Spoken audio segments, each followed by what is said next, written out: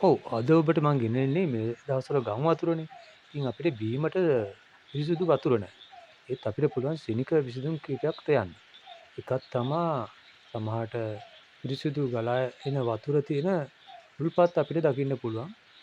මේ දකින්නේ අපේ නිවස අසල තියෙන ඒ වගේ උල්පතක් මතුන තැනක්. ඉතින් මේ වතුර අපිට එකපාරම ගන්න බැරි නිසා මම කළ දේ තමයි මේ ඔබට පෙන්වන්නේ. කෑන් එකක් අරගෙන ඒක දෙකට කපලා ඊට පස්සේ එතන අඩි භාගයක් අඩි කමාරක යටට හාරලා ඊට පස්සේ උල්පතට සම්බන්ධ කරලා බටයක්කින් මේ විදිහට වතුර ගන්න හදලා තියෙනවා. තාම පිරිසුදුව ඊට පස්සේ අපිට මේ වතුර ටික රැස් කරගන්න පුළුවන්. ඉතින් ඔබටත් සමහරට ඔබේ මිදුලේ මේ දවස්වල මේ වගේ උල්පත් මතුවෙන්න පුළුවන්. ඒ වගේ තැනක් බලලා පිරිසුදු නම් මේ වතුර ටික ගන්න මෙන්න මේ විදිහට පොළොව අඩියක් අඩි කමාරකට කපලා මේ විදිහට වතුර ටික රැස් කරගන්න පුළුවන්. ඉතින් බලන්නකෝ මේ කදිම ක්‍රමයක්. පිරිසුදු වතුර. අපිට සතියක් දෙකක් මේ විදිහට මේ මහා වැසි සහිත දවස්වල වතුර මේ විදිහට මතුවෙනවා. මේ විදිහට අපිට ප්‍රයෝජනෙට ගන්න පුළුවන්. ඒ නිසා මට නම් මේ වතුර ප්‍රශ්නේ මේ දවස්වල නැතුණා මෙන්න මේ විසඳුම නිසා.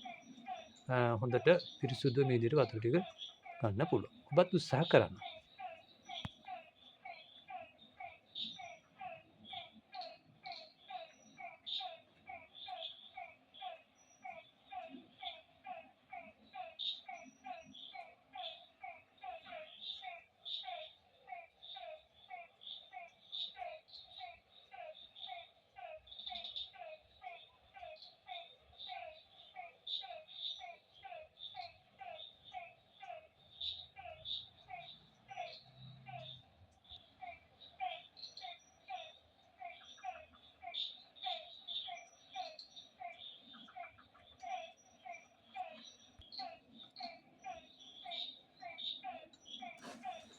බලන්නකෝ.